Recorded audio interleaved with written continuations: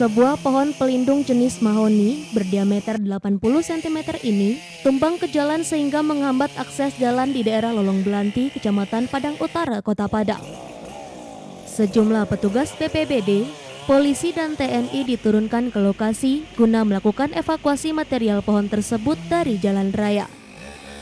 Dengan menggunakan mesin gergaji, petugas memotong satu persatu material pohon agar mudah untuk dievakuasi. Proses evakuasi pohon tumbang ini pun berlangsung hingga 1 jam, sehingga akses jalan dari Lolong menuju Khatib Sulaiman baru bisa dilalui setelah 1 jam kemudian. Angin kencang dan hujan deras yang melanda Kota Padang sejak Jumat petang mengakibatkan terjadinya peristiwa pohon tumbang di 7 titik di 3 kecamatan.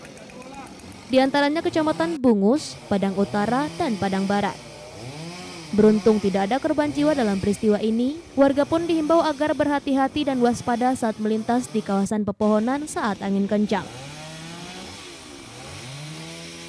Lalu kita mengalami durasi hujan yang sangat tinggi dan ini berakibat kepada beberapa genangan banjir.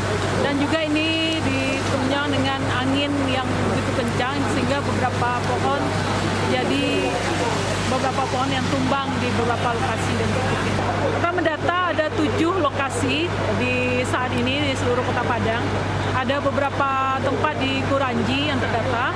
Kemudian seperti di tempat ini Lolong Belanti, dan ini ada beberapa titik juga di lokasi ini. Dan Pusdaop juga mendata sampai ada yang di Bungus. Jadi tim BPBD, tim gabungan di Pemkot Padang sudah kita tindaklanjuti bersama.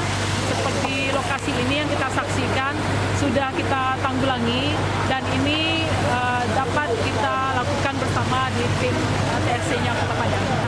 Baik, bagi masyarakat warga Kota Padang, seperti yang kita alami saat ini, jika terjadi hujan dengan durasi tinggi dan angin dengan kondisi kencang, agar berhati-hati dan waspada.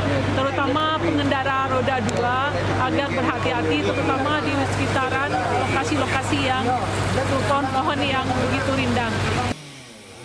Dari Padang, Sumatera Barat, Budi Sunandar, iNews melaporkan.